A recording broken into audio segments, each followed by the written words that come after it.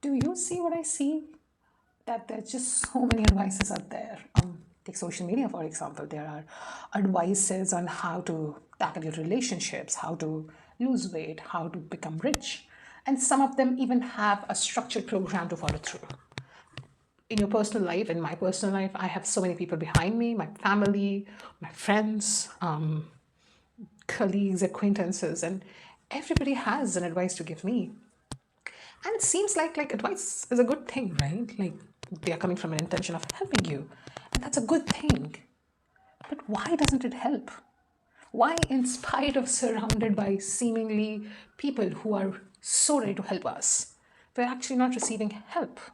What's going on here? Let's talk about that. So let's go through this together through a series of stories. Some may be related, some maybe not, but bear with me. So, I come from India, and in India, families, especially parents, are really, really important, and it's very important to keep the unit together. And I do agree that family is important. But I have a lot of differences with my parents. And it didn't happen in a fortnight. There were a lot of differences brewing through the years that we were not able to resolve.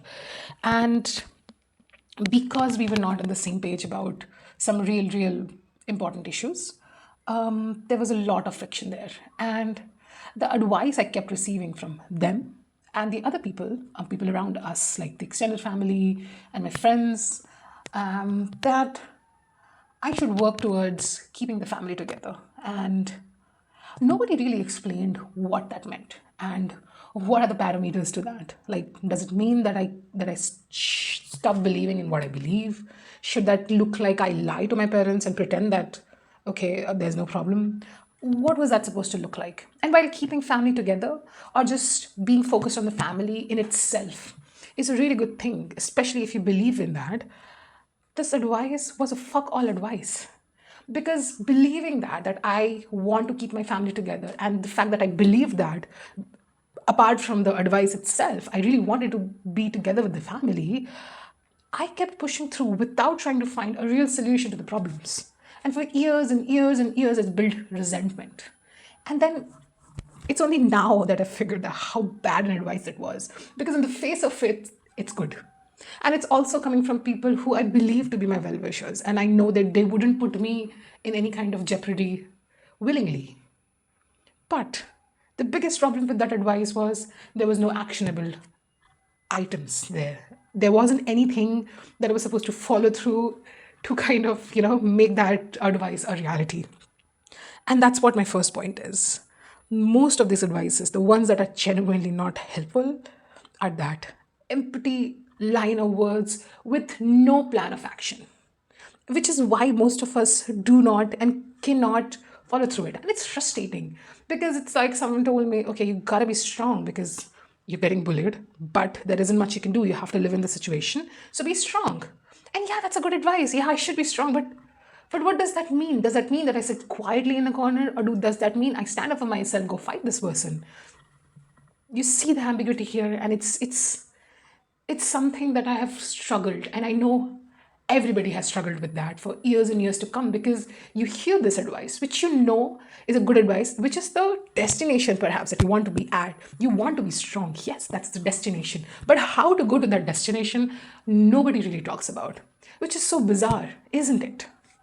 So this is what I'll call a lazy advice, right? And then you would ask yourself, why would people give this kind of lazy advice, right?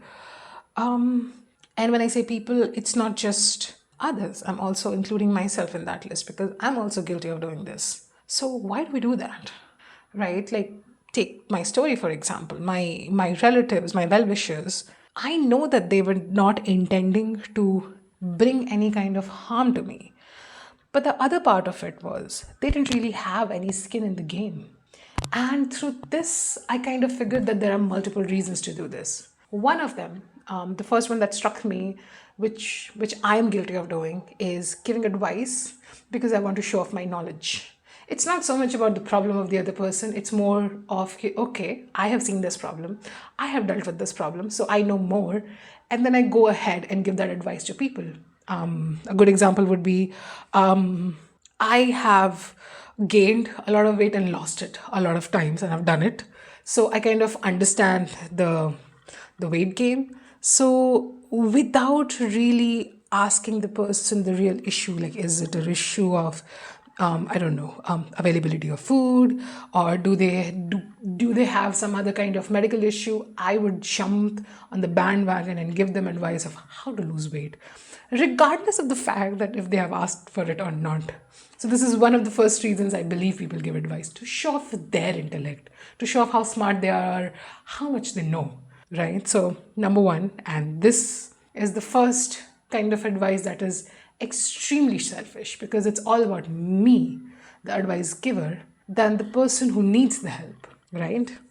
I believe the other reason is because the person who's giving the advice who wants you to do what they think is right or what they want you to do. So it's a little bit of a manipulation tactic, right? Like growing up, I didn't know what I wanted to do in life. And I was confused. I was looking around, like, because I didn't know what to do, I thought maybe people around me would know. And I didn't get to see the entire picture. I just got to see the decision. Some wanted to be doctors. The reason, if you ask them, would be, okay, I think I have good grades. So it's expected of them, and they have embraced that for one reason or the other. So I was scared to to be the only one who doesn't know what they want to do. So I latched on to the next thing that made sense to me. I followed what my best friend at the time, my best friend was doing. She took up the commerce stream, and I did that. Then for college, I again didn't know what to do. My father suggested law, and I did prepare, I did give the entrance exam and all that jazz.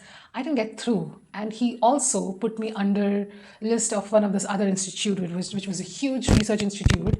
And I got through that and went to that college. And while I really cherish my college years, I still to this date do not know what I was doing there and why was I there. My only reason for being there was because my father told me so. And at the time I believed him, right? Because he was my father. I knew for a fact that he doesn't want anything bad to happen to me. And I thought he knew what he was doing in life because he's an adult. Obviously, he must have things figured out. So if he's telling me and I do not know and I'm scared about it, I will follow through it. And I did, right?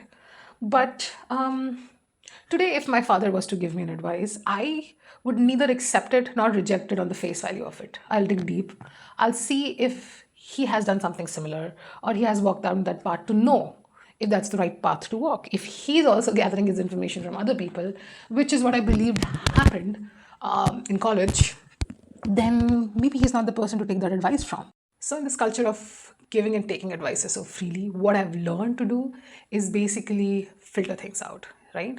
You need to filter out the advices coming your way, because there will be people, they will sometimes with the right intention, sometimes not so much, would want to give you advices, and you can't really stop them. There's no point fighting everyone. So it's better to kind of just in your mind filter it out, which is what I do. I ask myself, try to gauge the intention of the person giving me the advice, and also if they're qualified to do so. And I try to practice that with myself as well, like to see if I am qualified to give an advice someone is asking me for or I'm thinking of giving. And also to ask myself if I'm giving the advice from a place of trying to help the person. If it is anything else, even if I'm qualified and if my intention is not to help the person, it's to show off or just kind of prove a point, I will stop.